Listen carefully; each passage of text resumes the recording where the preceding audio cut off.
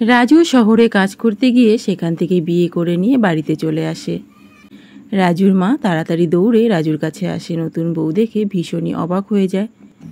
রুমি, এই দেখো আমার মা। মা, ও মা, এদিকে আসো। এই দেখো তোমাদের বৌমাকে নিয়ে এসেছি। কেমন হয়েছে বলো? ওর নাম রুমি, খুব ভালো মেয়ে। রাজুর মা তার বৌমাকে দেখে খুবই আনন্দ হয়েছে, খুবই সুন্দর দেখতে। মনে মনে খুব খুশি হলো। আরে আরে, এইটা আমার ছেলের বউ, কি সুন্দর দেখতে। ঘরে চলো, ঘরে চলো, এখানে আর রোদে দাঁড়িয়ে থাকতে হবে না। এবার ঘরে চলো বৌমা। আমার মনের মতন হয়েছে আমার বৌমাটা। এই রাজু, যা বাজার থেকে একটু ভালো কিছু বাজার করে নিয়ে আয়, বৌমার জন্য রান্না বান্না করি। আমি তো তেমন কিছু রান্নাই করিনি। বৌমা, তোমার তো নিশ্চয়ই খিদে পেয়েছে, একটু বসো, ও বাজার থেকে কিছু এনে দিলে আমি তোমাকে রান্না করে দেব। তারপর রাজু উঠে রওনা দেয় বাজারের দিকে।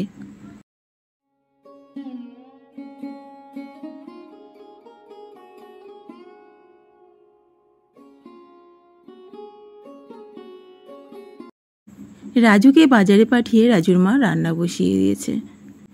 ভাতটা বসিয়ে দিলাম, ছেলেটা বাজার করে আনতে আনতে ভাতটা হয়ে যাবে। বৌমার তো অনেক খিদে পেয়েছে। এদিকে রুমি একা একা ঘরে বসে বসে ভাবতে লাগলো, ধুর, একা একা বসে থাকতে আমার একদম ভালো লাগছে না। একটু গিয়ে গ্রামটা ঘুরে দেখলে কেমন হয়। হ্যাঁ, গ্রামটা আস্তে আস্তে যতটুকু দেখলাম খুব সুন্দর লেগেছে। তারপর রুমি একা একা বেরিয়ে পড়েছে ঘুরতে যাবার জন্য। উঠোনে দাঁড়িয়ে ভাবছে সে কোন দিকে যাবে আগে। ধুর, এই দিকেই যাই আগে, এদিক থেকেই তো আসলাম। আরে বাস, রাস্তাগুলো তো কি সুন্দর। আমাদের ওখানে তো এরকম রাস্তা নয়, এখানে তো সম্পূর্ণ আলাদা, কত সুন্দর লাগছে। তারপর হাঁটতে হাঁটতে একটা পুকুরের ধারে গিয়ে দাঁড়িয়ে পড়েছে। পুকুর খুব ভালো লাগে। রুমিদের শহরে কোনো পুকুর নেই, এই প্রথম সে পুকুর দেখলো, তাই সেখানে দাঁড়িয়ে পড়েছে। এখানে তো পুকুরও আছে দেখছি, একটু নামবো, একটু নামি, খুব সুন্দর লাগছে জলটা দেখে। তারপর রুমি আস্তে আস্তে পুকুরে নেমে পড়লো, আপন মনে স্নান করতে লাগলো। জল রুমির খুব ভালো লাগে, খুব পছন্দের জিনিস। আর এরকম পুকুর পেলে আর তো কোনো কথাই হবে না, তাই সে পুকুরে নেমে চান করতে লাগলো। একবার এদিক তো একবার ওদিক।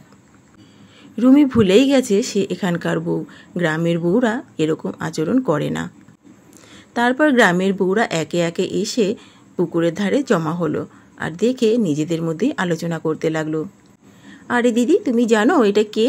না গো, আমিও জানি না, আমি তো প্রথম দেখছি।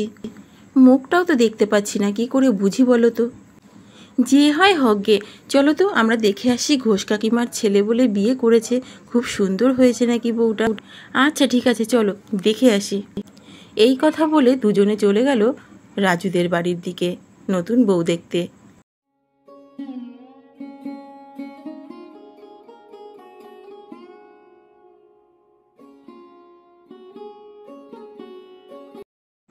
সেখানে গিয়ে দেখছে অনেক লোকের ভিড় জমেছে, সবাই নতুন বউ দেখতে এসেছে।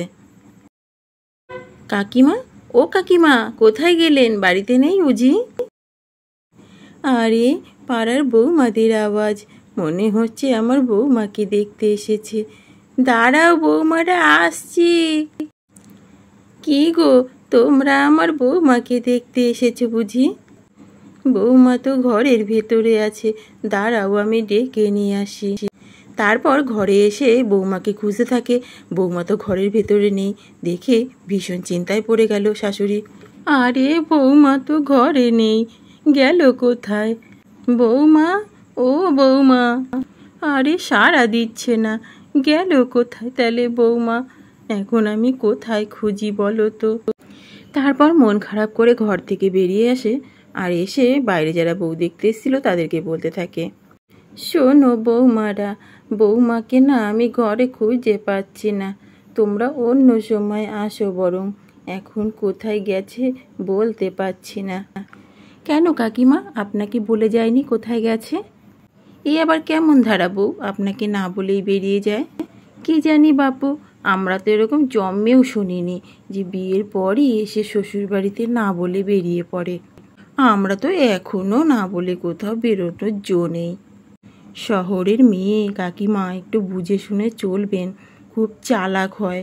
কি জানি বাপু, এমন বউ নিয়ে কি করে সংসার করবেন আপনারা? ছ্যা ছ্যা ছ্যা।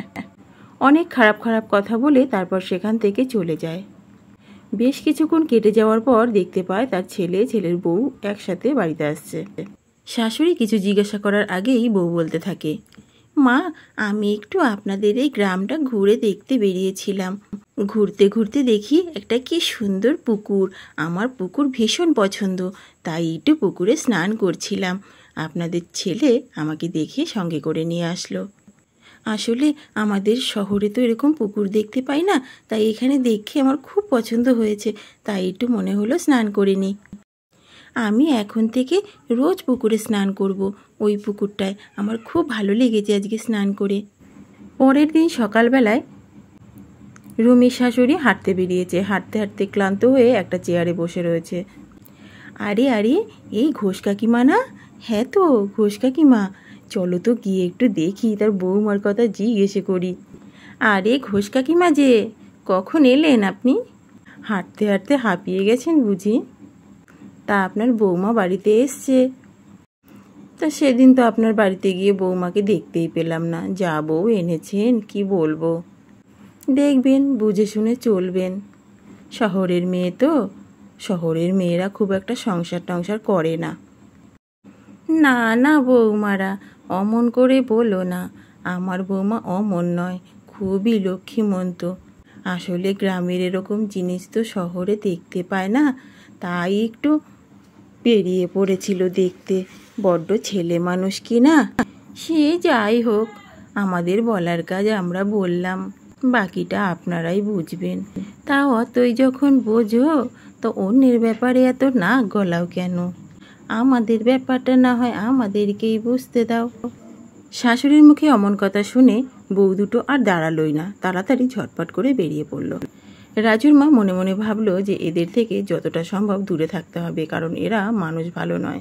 বাড়িতে এসে রাজুকে বলে লোক দিয়ে বাড়িতে একটা পুকুর কাটিয়ে ফেলে, আর সেই পুকুরেই যখন ইচ্ছে রুমি স্নান করে। রুমিদের এখন তিনজনার পরিবারে ভীষণ খুশি, তিনজনের সঙ্গে খুব মিল। এটা পাড়ার লোকের একদম সহ্য হয় না, তাই চেয়েছিল কিছুটা কান ভাঙানি দিয়ে তাদের মধ্যে অশান্তি বাঁধানোর। রুমির শাশুড়ি সেটা বুঝতে পেরে পাড়ার সেই মহিলাদের একদম পাত্তা দেয়নি। তাহলে বন্ধুরা, আজকের এই গল্পটা থেকে আমরা কি শিখতে পারলাম? এটাই শিখতে পারলাম যে প্রত্যেকটা পাড়ায় কিছু না কিছু এরকম মানুষ থাকে যারা নাকি অন্যের বিষয়ে নাক গলিয়ে থাকে। আমাদের উচিত সেই সব মানুষের থেকে অনেক দূরে থাকা, কারণ তারা শুধু অশান্তি বাঁধাতেই জানে, অন্যের সংসারে অশান্তি হতে দেখলে ভীষণ আনন্দ পায়।